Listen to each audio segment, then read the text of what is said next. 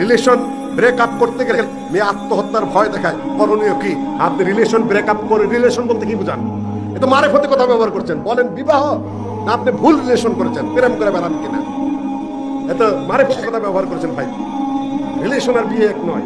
এখন রিলেশন হলো মোবাইলের মধ্যে অবৈধ প্রেম পীড়িত করাকে রিলেশন বলে। এখন আপনি রিলেশন বিরক্ত করতেই হবে। আপনি এটা হারাম কাজ করছেন, দুইজনে আত্মহত্যা করবে না, কে কি করে কথা না। ওয়ালা মুত্তাখিযে আখদান ওয়ালা মুত্তাখিদাত আখদান, শরীয়তে নিষেধ আছে।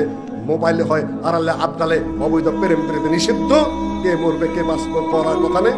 এই ভুল বিবাহ বহির্ভূত রিলেশন আপনাকে পরিত্যাগ করতে হবে। আর যদি বিয়ে করে থাকেন, আপনি তালাক দিতে যাবেন কেন? আবগাদুল হালালে এর আল্লাহ তালাক, আল্লাহ তালাক জায়েজ, কিন্তু প্রশংসনীয় নয়, আল্লাহ পছন্দ করেন নাই।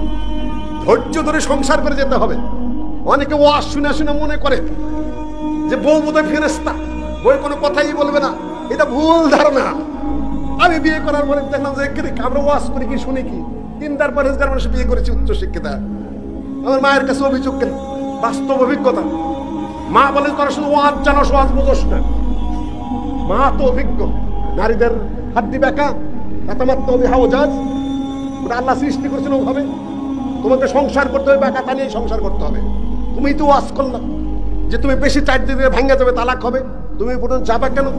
আল্লাহই বলেছেন যে মহিলার একটু গালিগালাজ পারবে, মহিলার একটু লানত করে, মহিলার একটু অকথ্য কথাবার্তা বলে, এটা হাদিসেই আছে। আর আল্লাহ সহজে মাফ করে দেয়। একটু তওবা করবে আর দান করবে, তাদের গুনাহ মাফ।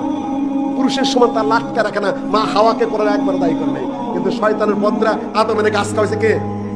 মা হাওয়া। কিন্তু আল্লাহ দোষ দিছে কারে? আদমের। তুমি তুই খাইলি কে বেটা? বই ধোকা দিলে দেখতে খাইতে গেলি কেন? হাওয়ার নাম কিন্তু আল্লাহ নেয় নাই, বাঁচাই দিছে। মেয়েরা ওগুলা করবেই। পুরুষ তোমাকে তোমার নিজ দায়িত্বগুলা করতে হবে।